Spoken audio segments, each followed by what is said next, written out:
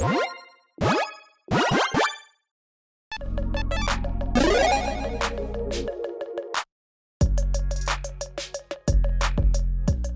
everyone, Mitch coming in with the Commander Score Studio. Welcome to the show. So, Commander Master spoiler season has come and gone, and I mean, there's already like other spoiler seasons and Doctor Who products or whatnot.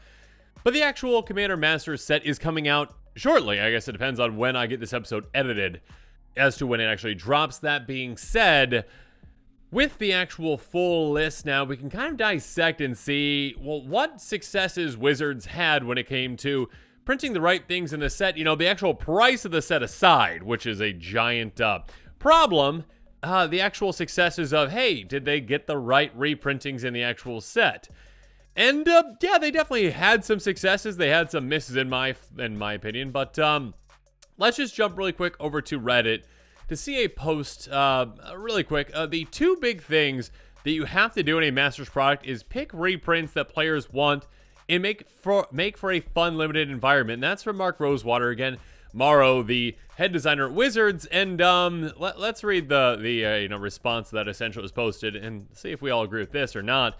Gotta say, that's gonna be a strong disagree from me, Mark. I would actually argue that master sets are the best example of the one time you really don't have to make for a fun, limited environment. They'd arguably be the best sets to do away with draft boosters entirely and just put out set and booster collector boosters for. The sole focus should be on needed reprints and bringing prices down. Having a fun, limited environment does not take away the feel-bad sting of opening up a bulk rare in your $500 booster box that was already reprinted. So much for focusing on cards that need reprints less than a year ago. So yeah, I 100% agree with this user essentially that, hey, you know what, Mark? There's a time and a place, and kind of I think Wizards I'm not going to say painted themselves in this corner, but they kind of made this situation a bit more apparent as to what it is by them going kind of crazy with the number of products that they have, and by offering different kinds of products. Like now they have the technology to do set boosters and collector boosters instead of just saying like other draft boosters. No, draft isn't a requirement for these kinds of things. And when it is a master set like this, yeah, draft is not the focus. And maybe draft shouldn't be considered at all, because that's just kind of Wizards' excuse, in my opinion, for like, yeah, we're not going to put in all the reprints because we don't want to. We want to keep some of their, reprint equity for ourselves so that later we can reprint them and it's like in a single one-off card in a set just to kind of get players to buy that set. Yeah, it's just kind of gross in a way, like to kind of say that that's the reason when it's probably not the reason, that they're actually doing these things and actually not putting certain reprints in, and instead putting in just terrible cards. So yeah, I mean, I know that there's some out there that really do like the draft environment, and that's completely fine. But when it comes to, I guess my opinion, especially with like a Commander Masters product, again, reprints for Commander is supposed to be the focus, entirely the focus, really. And saying like, no. A lot of players out there really love the Commander draft environment, and that's what we're going to focus on too. And because of that, I mean, you're getting cards like, just to pull one out from there, Enoch Bondkin. Was anyone out there clamoring for this reprint? No? Didn't think so. Yeah, it's a Commander Masters card, took up a spot that could have been taken up by something else that would have dropped the price of another card a lot. I mean, this is already like a 3-cent card. So after this is printed in Commander Masters, it's probably going to be a 1-cent card that no one really cares about at all. Sorry, Enoch Bondkin. Now, on this episode, I do actually have like not a full list, but a list. I basically took like the top 200 cards or so and just compared like, what cards in EDH are popular right now, which ones were reprinted, which ones weren't reprinted in Commander Masters, and kind of where we ended up. I'll try to see if I can include that list somewhere. But yeah, basically on this episode, I'm just going to highlight some to show kind of what cards probably should have been reprinted for multiple reasons, and why they weren't, not why they weren't reprinted, but that they were missed. And yeah, how unfortunately now their prices probably might go up because they weren't reprinted. So Ruinous Ultimatum, a very popular wrath in Commander, an incredible wrath that was kind of like made for Commander, right? Hey, destroy all non-land permanents your opponents control. Again, this accounts for every single one of your opponents, not just one opponent's permanents. And yeah, 7 mana. It's a very restrictive casting cost, but that being said, 7 mana to do that, that's massive. This is basically Cyclonic Rift, but without the flexibility, without being instant speed, and also permanently getting rid of things, I guess. In a way, though, better, and I mean, it's not better than Cyclonic Rift overall, obviously. but it is, better if, you get the right play with it. If it's actually, oh, I get rid of things permanently, perfect. Okay, cool. I didn't care about casting my turn. And yeah, it's a massive card. Yeah, I mean, it's only a $5 card or so. That being said, a reprint in this set could have been massive for it. A reprint in this set could have dropped it down quite a bit, significantly. But yeah, this card has never seen a reprint, and a Commander Masters product would be the place to do this, because again, this is a very, I wouldn't say specific card, but it's a very, very, Commander-centric card, I would say. And not seeing a reprint is kind of interesting. Moving on. An uncommon like Aura Shards could really heavily benefit from a reprint in a set where it can be printed at uncommon and it matters. And now, when I say that, it's like, okay, Commander product, sure, could see a reprint there, but it's seeing a reprint there, it's again just 1 out of the 99. It doesn't matter kind of, what its rarity is in a Commander product, in a pre-con, I should say. Versus an actual set, being printed at uncommon means it would be showing up more often, and therefore it would drop its price a lot. Again, this is like a $4 or $5 card with some of the reprints they did lately, but yeah, 16 in some places apparently for the old ones. That being said, again, a card that is very Commander specific and kind of where it really sees play, and again, one that could have dropped down quite a bit by just throwing it into the uncommon slot. Again, this is the place and time to do it. There aren't going to be other opportunities really to do this outside of other Commander specific products. And again, I think that's what Wizards is really trying to do, is just really save some of that reprint equity to have like these chase cards elsewhere too. When, again, if you're being true to what it's supposed to be, a Commander Master set is supposed to be a reprint product for Commander that gets players, the cards that they need to drop down those prices. Yeah, it's being a bit disingenuous, I would say, to say like, oh no, we didn't need to include this one. We'll include, again, Enoch Bonkin instead. Moving on. Ponder. There you go. There's your common that you could have included that you didn't include instead of Enoch Bonkin, all right? Source for a single blue mana. Look at the top of your cards of your library. Put them back in an order, shuffle, draw a card. Really good card. Again, cantrip, a great cantrip. Spell Slinger decks love this.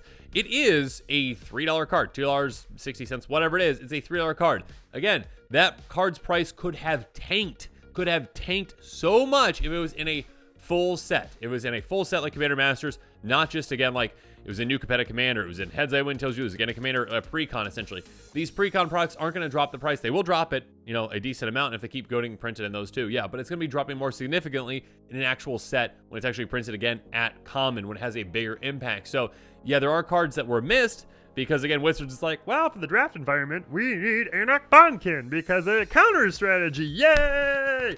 Boo. Boo. Anyways, moving on. Arcane Denial, yet another common that desperately could have been reprinted and dropped its price so much. We got Arcane Denial, a great counter spell. Basically, you counter target spell, its controller draws 2, you draw 1, next upkeep. Yeah, a great kind of replacement effect for drawing with that. It's like, hey, sure, you get to replace that card, but I get to draw 2. A fantastic counter spell. And again, one that sees a ton of play, one that even though it's a common, it is a $4 card or $3 or $4 card or so. And most of its reprints, again, are just basically in pre-cons, essentially. But like, hey, if you print it in a main set again, like you did with Commander Legends, you can drop that price down significantly. If you print it at common, great, drop it down a ton. Again, instead of giving us Enoch Bonkin, which no one cares about, I'm so sorry for just laying all this on you, Enoch Bonkin, but no one cares about you. Stop printing trash and reprint sets. Anyways, moving on. Rapid Hybridization, yet another uncommon that did not see a reprint. This and also Pongify are basically the exact same card. Destroy a creature, keep regenerated, its controller creates a 3/3. In this case, a Frog Lizard. The other case, I believe it's an ape, I think. Anyways, basically, this is a $3 card. Again, it's uncommon. It is, again, a card that really could see prints in, hey, actual main set like Commander Masters. Not going to see printings outside of that pretty much ever, probably. Except for, again, like Commander 2020 in the pre-cons, cool. And Commander 2015, the pre-cons, cool. Let's not just get it in pre-cons. Let's get it in a main set. This was an opportunity to do so. And instead, you put some trash in there instead just to kind of, lower down the price of actually the reprints in general. Moving on. Malakirua. This is a huge one. Huge one. Zendikar Rising. $4 cards in MDFC. Fantastic land that was budget-friendly for the tiniest sliver in time for me that I could use it. Love it. 2-star creature, you lose 2 life until the end of turn. That creature gains this creature dies, return to the battlefield, tapped under control.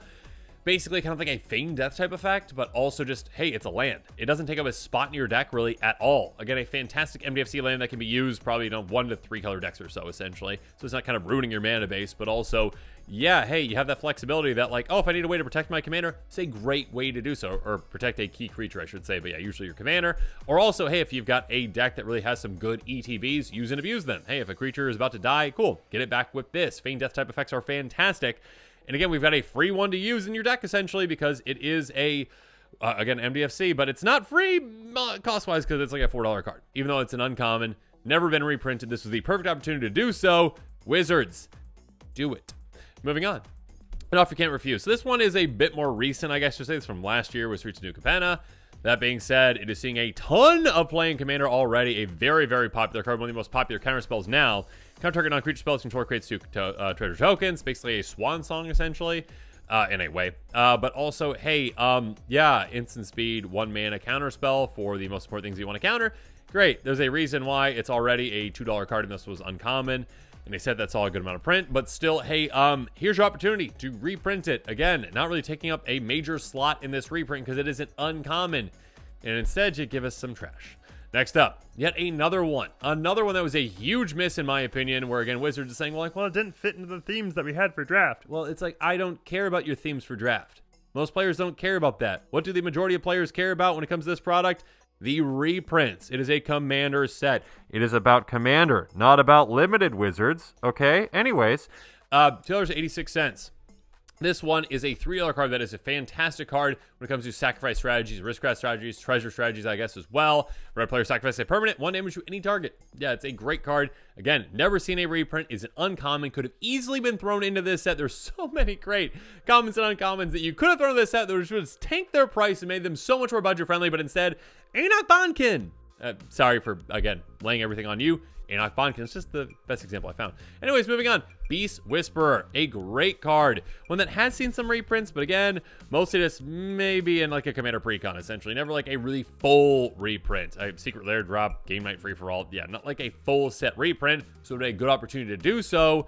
Hey, again, a card that's incredibly popular. One of the most popular creatures out there right now. Whenever you cast a creature spell, draw a card. Great, cool.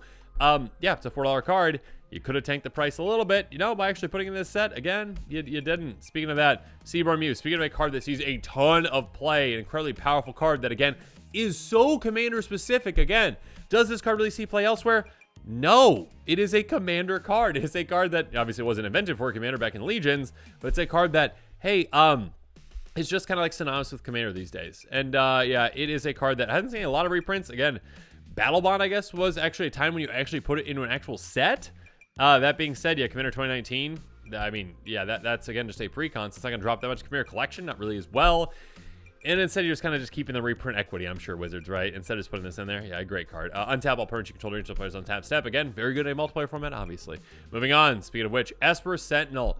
Yeah, a card that came out Modern Horizons 2. I kind of expected this one to be reprinted because, again, it's a great card, and it's, again, a card that Commander players really, really like because, yeah, I mean, certain colors out there, like, mono white, need extra card draw. Not that this can't be used outside of that, definitely can. And I think Wizards maybe should have made it a little more restrictive for that.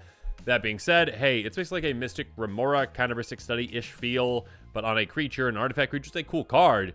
But yeah, very expensive. Very, very expensive, and a card that sees so much play in Commander.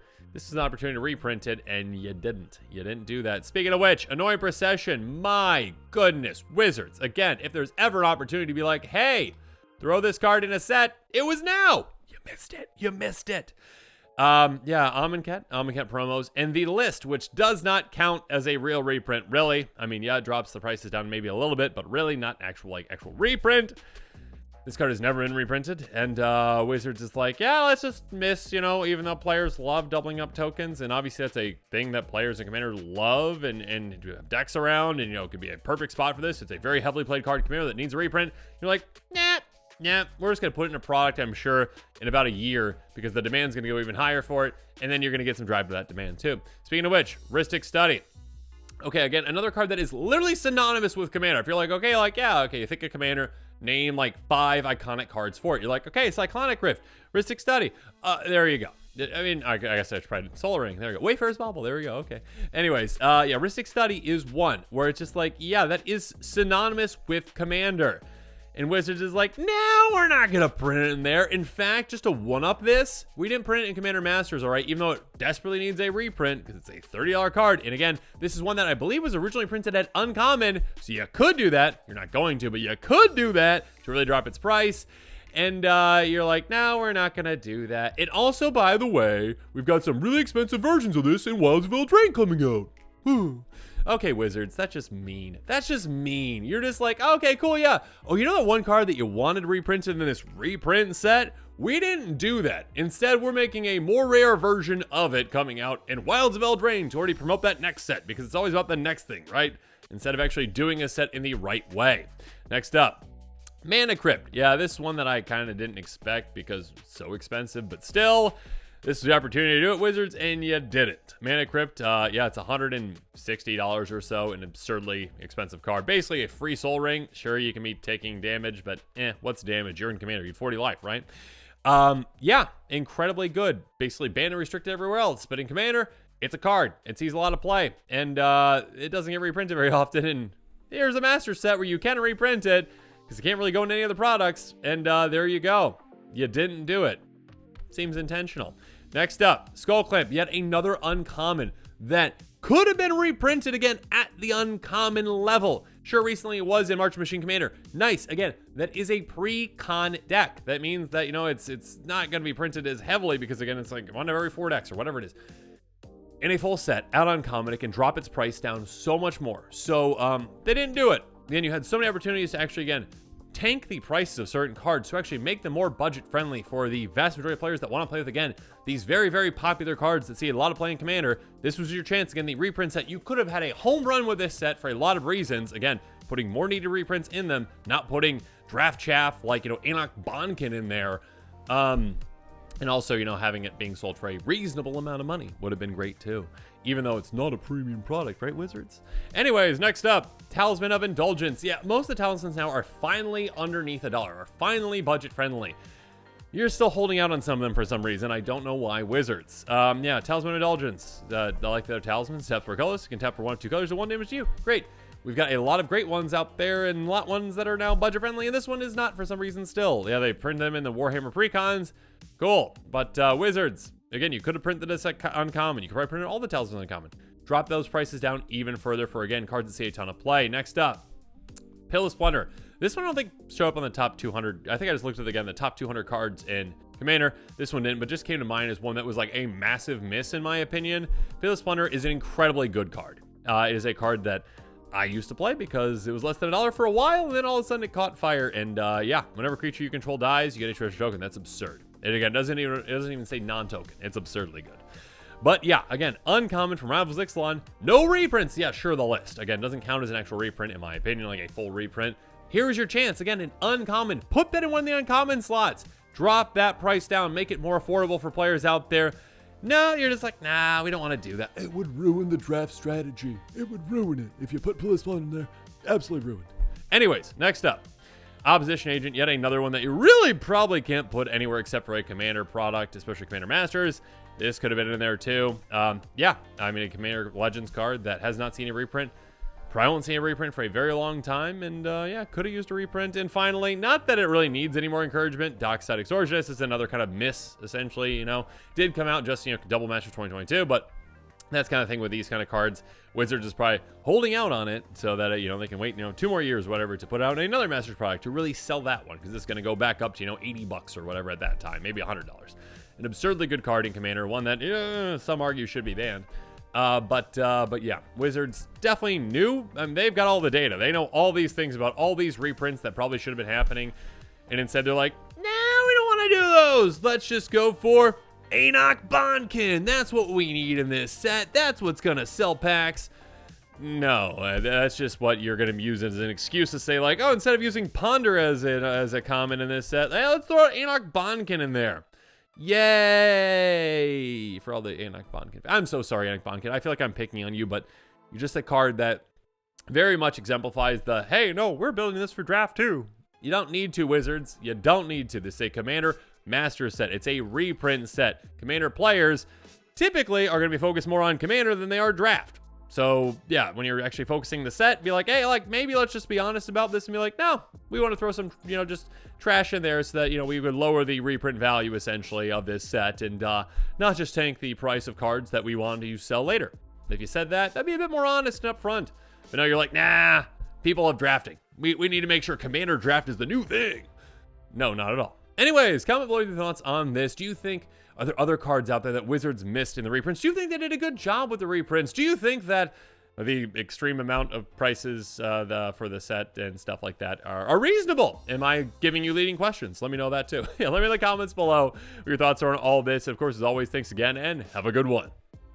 This show and episodes like this one are possible thanks to viewers like you. If you're looking for an easy way to help support this show, make sure that you like, share, and subscribe. Also, hit that bell notification icon so you don't miss any new episodes. You can also go check out our playmats and other merchandise at thecommandersquarters.com. We also have a ton of brand new t-shirt designs in stock, so make sure you check out those as well. Another easy way to support this show is with our TCG Player affiliate links. So whether you're buying a deck or individual cards, you can use this general link right here or one in the description. And the final way that you can support this show is by supporting us directly by becoming a patron. There are many benefits to being a patron, and I truly couldn't do this without all of their support.